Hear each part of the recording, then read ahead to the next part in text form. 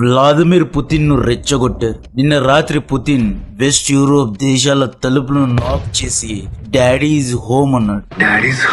గత కొన్ని రోజుల నుండి వెస్ట్ యూరోప్ దేశాలు, యుక్రెయిన్ అండ్ యుఎస్ఏ ఈ దేశ నాయకులు పుతిన్ ను రెచ్చగొట్టే ప్రయత్నాలు చేశారు. డిసెంబర్ 29 రోజు పుతిన్ యొక్క నవగొరాడ్ రీజియన్ లోని ఇంటిపై 91 డ్రోన్స్ తో దాడి చేశారు. జనవరి 3వ తేదీ పుతిన్ యొక్క స్నేహితుడైన మదురోను ఎత్తుకుపోయారు. అయినా పుతిన్ సైలెంట్ గా ఉన్నాడు. బట్ ట్రంప్ రెడ్ లైన్ ను క్రాస్ చేసి రష్యన్ ఫ్లాగ్ ఉన్న మరీనేరా షిప్ ను నార్త్ అట్లాంటిక్ ఓషన్ దగ్గర సీజ్ చేశాడు. ఇంకొక 4 రష్యన్ షిప్ ను పట్టుకోవడానికి యుఎస్ఏ నేవీ రెక్కీ చేస్తోంది. పుతిన్ ఇన్ని రోజులు కట్టుకున్న రహస్య సామ్రాజ్యాన్ని కూల్చడానికి ప్రయత్నాలు చేస్తున్నారు. పుతిన్ ఆపరేట్ చేసే 40కు పైగా షాడో వ్యాసెల్స్ అంటే అమెరికా కళ్ళు కప్పి ఇరాన్, వెనజులా ఆయిల్ ను సరఫరా చేసే షిప్స్ ను సీజ్ చేయడానికి చూస్తున్నారు. రష్యా నుండి ఆయిల్ కొనే దేశాలపై 500% టారిఫ్ వేస్తా అంటున్నాడు ట్రంప్. ఒకవేళ మీరు గనుక రష్యాను ఆర్థికంగా ధ్వంసం చేయాలి అనుకుంటే మీ యొక్క మిత్ర దేశాలైన వెస్ట్ యూరోప్ దేశాల్లో మనశ్శాంతి లేకుండా చేస్తా అని పుతిన్ నిన్న వార్నింగ్ ఇచ్చాడు. ఫైనలీ రష్యా బస్ట్ అవుట్ అయిపోయింది. నిన్న రాత్రి రష్యా యుక్రెయిన్ లో 242 డ్రోన్స్ ను ఫైర్ చేసింది. 13 బ్యాలిస్టిక్ మిజైల్స్ ను, 22 క్రూజ్ మిజైల్స్ ను, వీటితో పాటు ఒకే ఒక్క ఆర్స్నిక్ అనబడే న్యూక్లియర్ క్యాపబిలిటీ ఉన్న హైపర్సోనిక్ మిజైల్ ను ఫైర్ చేశారు. ఇది రష్యా యొక్క సీక్రెట్ వెపన్. ఆర్స్నిక్ మిజైల్ యొక్క స్పీడ్ మ్యాక్ 10, గంటకు 13,000 కిలోమీటర్ల వేగం. దీన్ని ఇంటర్సెప్ట్ చేసే డిఫెన్స్ ఇంకా తయారు కాలేదు. ప్రపంచంలో ఎక్కడే గానీ తయారు కాలేదు. యుఎస్ఏ దగ్గర కూడా దీన్ని ఆపే వెపన్ లేదు. నిన్న రాత్రి పుతిన్ చాలా పెద్ద సైకలాజికల్ గేమ్ ఆడాడు. ఈసారి వెస్ట్ యూరోప్లో లివివ్, ఈ మ్యాప్లో చూడండి, పోలాండ్, జర్మనీ, హంగేరీకు దగ్గరలో ఉన్న, అంటే వెస్ట్ యూరోప్కు దగ్గరగా ఉన్న యుక్రెయిన్ యొక్క వెస్టర్న్ పార్ట్లో ఉన్న లివివ్ అనే ఏరియాలో ఆర్స్నిక్ మిజైల్స్ను ఫైర్ చేశాడు పుతిన్. యుక్రెయిన్ దగ్గర యుఎస్ఏ ద్వారా కొన్న ప్యాట్రియేట్, నసామ్స్ అని చెప్పి 2 యాంటీ మిజైల్ డిఫెన్స్ సిస్టమ్స్ ఉన్నాయి. ఈ డిఫెన్స్ సిస్టమ్స్ ఏవే కానీ ఆర్స్నిక్ మిజైల్స్ ను ఇంటర్సెప్ట్ చేయలేకపోయాయి, ఆర్స్నిక్ ను ఆపలేకపోయాయి. ఈస్ట్ నుండి సైడ్ వెస్ట్ ఆల్మోస్ట్ అటువైపు మిజైల్ ను దించి మేము తలుచుకుంటే రేపు Poland, Germany, Norway, France, UK ఇలా నాటోలో ఉన్న యూరోప్ దేశాలను లేపేయగలమనే సందేశం ఇచ్చాడు. If we try to destroy Russia, I will destroy Germany, France, UK, Ukraine. War will spill over to West Europe అనే సందేశం ఇచ్చాడు. Russia's unique Oreshnik hypersonic missile, mid-range missile, and Moscow says all designated targets have been hit. What they were hitting primarily was the location of the drone. రష్యాతో oil కొనే దేశాలపై 500% tariff వేయడం అంటే రష్యాను corner చేయడం లాంటిదే. ఒకవేళ రేపు రష్యా ఓడిపోతే అందంగా ఉన్న ప్యారిస్ లో రక్తపాతం చేస్తా, యుఎస్ఏ పెట్టుబడులున్న లండన్ లో లాంగ్ రేంజ్ మిజైల్స్ ను దించుతా, బెర్లిన్ ను బర్న్ చేస్తా అని చెప్పి పుతిన్ హెచ్చరిస్తున్నాడు. ట్రంప్ కూడా ఇండియాపై 500% టారిఫ్ వేసి రష్యా ఆర్థిక వ్యవస్థను కూలుస్తున్నాడు. జియో పాలిటిక్స్ లో రాజుకు సందేశం ఇవ్వడానికి పావుపై దాడి చేస్తారు. యుక్రెయిన్ అనేది జస్ట్ ఒక పావు. సిగ్నల్ ఇచ్చింది వాషింగ్టన్ లో కూర్చున్న ట్రంప్. గేమ్ ఇప్పుడు ఎవ్వరి దగ్గర లేదు. నిన్నటి వరకు గేమ్ తన దగ్గర ఉందని ట్రంప్ అనుకున్నాడు. But Russia still has cards. ఏదో సినిమాలో ఒక డైలాగ్ ఉంటుంది, నేను చచ్చిపోయే ముందు నాతో పాటు 10 మందిని పైకి తీసుకెళ్తా అని. ఆ డైలాగ్ పుతిన్ ట్రంప్ కు విసిరాడు. ఇంకా డీటెయిల్డ్ గా ఎక్స్ప్లెయిన్ చేస్తా. డిసెంబర్ 29 పుతిన్ ఇంటిపై ఉగ్రదాడికి పాల్పడినందుకు యుక్రెయిన్ పై దాడి చేశామని ఈ రోజు రష్యా అఫీషియల్ గా ప్రకటించింది. ఈ ఆర్స్నిక్ దాడి అనేది యుక్రెయిన్ ఇంటిపై చేసిన దాడికి ప్రతీకారం అని చెప్పింది. నిన్న జరిగిన దాడుల్లో రష్యా యుక్రెయిన్ యొక్క డ్రోన్ మ్యానుఫ్యాక్చరింగ్ ఫ్యాక్టరీను, యుక్రెయిన్ మిలిటరీ కాంప్లెక్స్ కు పవర్ ను అందించే పవర్ గ్రిడ్ ను ధ్వంసం చేసింది. లీవ్, కీవ్ ఇలా అన్ని పెద్ద నగరాల్లో దాడి చేశారు. ఖతార్ ఎంబసీ బిల్డింగ్ ను తగలబెట్టేశారు. ఈ విషయాన్ని స్వయానా జెలెన్స్కీ ప్రకటించాడు. శాంతి చర్చలు, మీడియేషన్స్ చేసే ఖతార్ ఎంబసీపై దాడి చేశారు అని చెప్పి జెలెన్స్కీ బాధపడ్డాడు. పుతిన్ కావాలనే ఖతార్ ఎంబసీపై దాడి చేశాడు. ఖతార్, టర్కీ దేశాలు చూసుకోండి, ఎక్కడ యుద్ధం జరిగినా మీడియేటర్స్, బ్రోకర్స్ లాగా వచ్చేస్తారు. Afghanistan USA war, Israel Hamas, Israel Iran, Russia Ukraine, India Pakistan, ఊర్లో పెళ్లికి వాళ్ళెవరో హడావిడి చేసినట్లు ఈ 2 దేశాలకు అందరి పంచాయతీ కావాలి. బిగ్ బాస్ కంటెస్టెంట్స్ కొట్టుకుంటుంటే కొంతమంది ఎలా ఆనందంగా చూస్తారో అలా అన్నమాట. మళ్ళీ యుద్ధాలను ఆపుతారా అంటే లేదు, జస్ట్ ఫుకట్ లో ఫేమ్ కావాలి వీళ్ళకి. ఈ బ్రోకర్స్ వల్లే ఇంకా యుద్ధాలు ఎక్స్టెండ్ అవుతున్నాయి. పుతిన్ మంచి పనే చేశాడు. టర్కీ ఖతార్ దౌత్యవేత్తలను కూడా ఎత్తుకుపోతే గానీ ఈ పాప్కార్న్ బ్యాచ్ కు సిగ్గు రాదు. ఇజ్రాయెల్ హమాస్ యుద్ధంలో కూడా ఇజ్రాయెల్ దోహాపై దాడి చేసిన తర్వాతే సీజ్ ఫైర్ జరిగింది. ఎందుకంటే ఈ ఖతార్ కారణంగానే హమాస్ కొన్ని కండిషన్స్ లో సైన్ చేయడం లేదు. అందుకే ఇజ్రాయెల్ దోహాపైనే దాడి చేసి దోహాలో కూర్చున్న పెద్దలను బెదిరించింది. శవాల మధ్యలో చిల్లర ఏరుకునే బ్యాచ్ వీళ్ళు. ఇద్దరు కొట్లాడుతుంటే మధ్యలో మనకేం దొరుకుతుంది అని ఆలోచించే బ్యాచ్ వీళ్ళు. ఒక సింపుల్ ఎగ్జాంపుల్ ఇస్తా. ఖతార్ మీడియేషన్ పేరు మీద వ్యాపారం చేసింది. 2022 కంటే ముందు వెస్ట్ యూరోప్ దేశాలకు రష్యా నుండి oil and gas వెళ్లేది.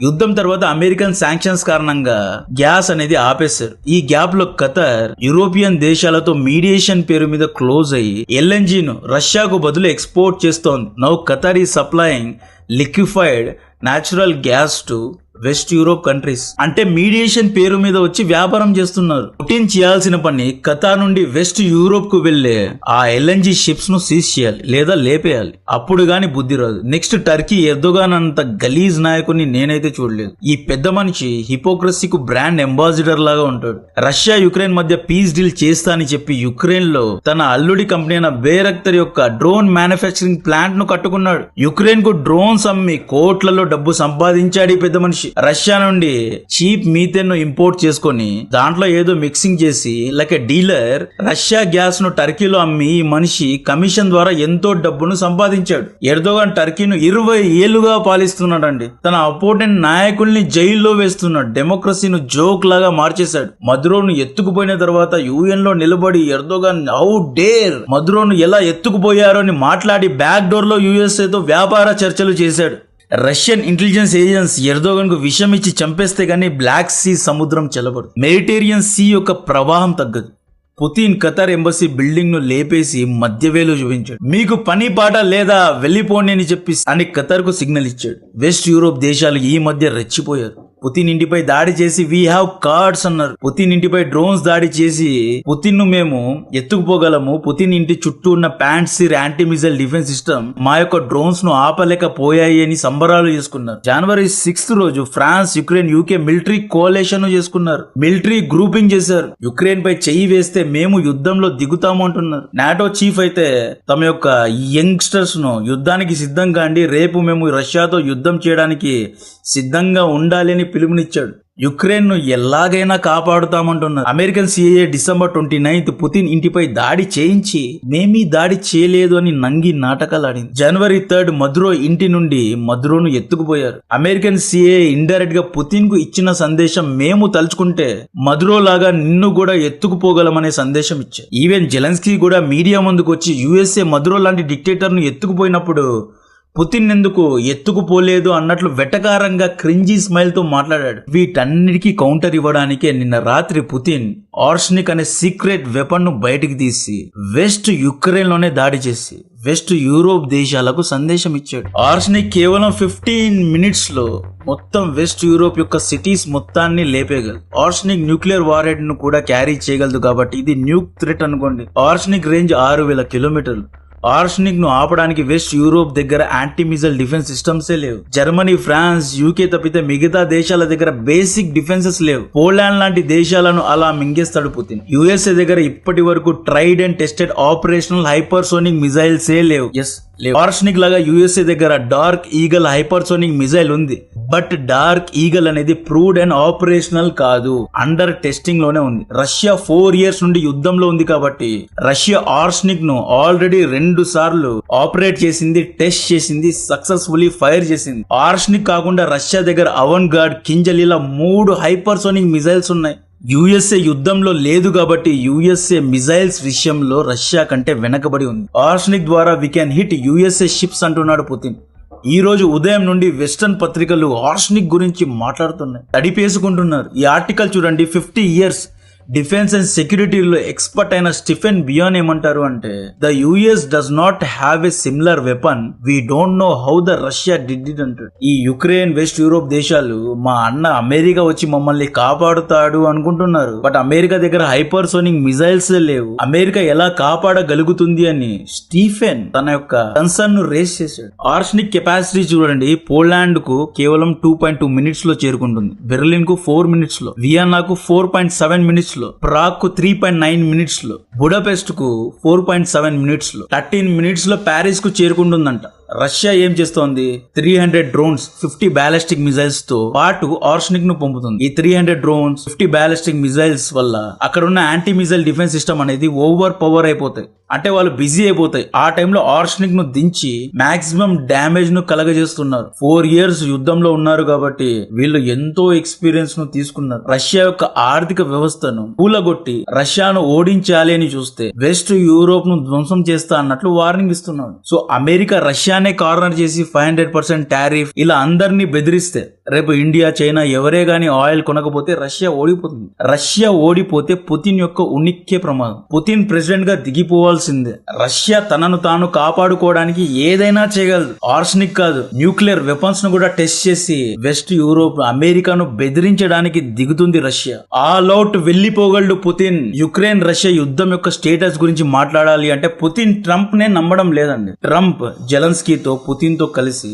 19 point cease fire ను తయారు చేశాడు, ఒక డ్రాఫ్ట్ ను తయారు చేశాడు. జపోర్జియా, డాన్బాస్, క్రైమియా ఈ విధంగా ఒక 3-4 ఏరియాస్ పుతిన్ తీసుకోవాలి. యుక్రెయిన్ పుతిన్ కు తమ యొక్క 30% ల్యాండ్ ను ఇచ్చేయాలి, యుద్ధాన్ని ఎక్కడికక్కడే ఆపేయాలి. ఈ విధంగా పీస్ డీల్ చేసుకోవాలి, ప్రిజనర్స్ ను ఎక్స్చేంజ్ చేసుకోవాలి. ఈ విధంగా ఒక 18 పాయింట్ పీస్ ప్లాన్ ఉంది. నాటోలో ఎప్పటికీ యుక్రెయిన్ జాయిన్ అవ్వదు, బట్ యుక్రెయిన్ కు సెక్యూరిటీ గ్యారంటీస్ ఇస్తాము అన్నట్లు. రేపు రష్యా యుక్రెయిన్ పై దాడి చేస్తే నాటో దేశాలన్నీ వస్తాయి, but there is no official NATO సభ్యత్వం అనేది ఏమీ ఉండదు. పుతిన్ దీనికి ఒప్పుకున్నాడు, అయితే జెలెన్స్కీ ఒప్పుకోవడం లేదు. ఇలా 30% భూభాగాన్ని రష్యాకు అప్పచెప్పడాన్ని మా ప్రజలు ఒప్పుకోరు. మా రాజ్యాంగంలో మేము మా యొక్క భూమిని ఎవరికి ఇవ్వలేము, అలా మేము రష్యాలో కలపలేము అని జెలెన్స్కీ అంటే, ఇమాన్యుయల్, ఈ ఫ్రాన్స్, జర్మనీ, ఈ వెస్ట్ యూరోప్ దేశాలు ఏమంటున్నాయి అంటే ఒక అగ్రెసర్ కు రివార్డ్ ఇచ్చినట్లు అవుతుంది. అలా ఎలా మీరు క్రైమియా, డాన్బాస్, జపోర్జియా వంటి ఏరియాస్ కు, మినరల్ రిచ్ ఏరియాస్ ను రష్యాలో కలుపుతున్నారు అంటే మీరు పుతిన్ కు రివార్డ్ ఇస్తున్నారా? ఇలా మీరు ఇచ్చేస్తే రేపు పుతిన్ ఈస్ట్ జర్మనీ పై దాడి చేస్తాడు, ఫ్రాన్స్ పై దాడి చేయగలడు. వీళ్ళు అడ్డుపడుతున్నారు అనమాట. వీళ్ళందరికీ పుతిన్ కు భూమి ఇవ్వడం అనేది ఇష్టం లేదు. ఇక్కడ పంచాయతీ తెగడం లేదు అనమాట. అండ్ పుతిన్ కూడా సీజ్ ద ఫ్రంట్ లైన్స్ అని చెప్పి డొనాల్డ్ ట్రంప్ మాట విని యుద్ధం ఆపేసి తన యొక్క సైనికుల్ని వెనక్కి రప్పించుకుంటే సర్ప్రైజ్ గా వెస్ట్ యూరోప్ దేశాలు లేదా నాటో దాడి చేయగలదు, తనను కూడా ఎత్తుకుపోగలదు అని చెప్పి పుతిన్ భయపడుతున్నాడు. ఇప్పుడు వీళ్ళు ఏం చేస్తున్నారు అంటే పుతిన్ ఇంటిపై దాడి చేసి పుతిన్ ను ఎత్తుకుపోయి రష్యాలో ఒక తాత్కాలిక నాయకుడిని కూర్చోబెట్టాలి, ఎలాగైతే బంగ్లాదేశ్, వెనజులాలో చేశారో ఆ విధంగా చేయాలి అని చెప్పి కేవలం పుతిన్ నే టార్గెట్ చేస్తున్నారు. సో పుతిన్ ఎవరిని నమ్మడం లేదు. ఈ విధంగా ఎన్నో టెన్షన్స్ ఉన్నాయి. దీని గురించి మరిన్ని డీటెయిల్స్ అండ్ అప్డేట్స్ ఇస్తూనే ఉంటాను. కాంటెంట్ నచ్చితే వీడియోను లైక్ చేయండి, ఛానల్ ను సబ్స్క్రైబ్ చేసి అందరికీ షేర్ చేయండి. జై హింద్.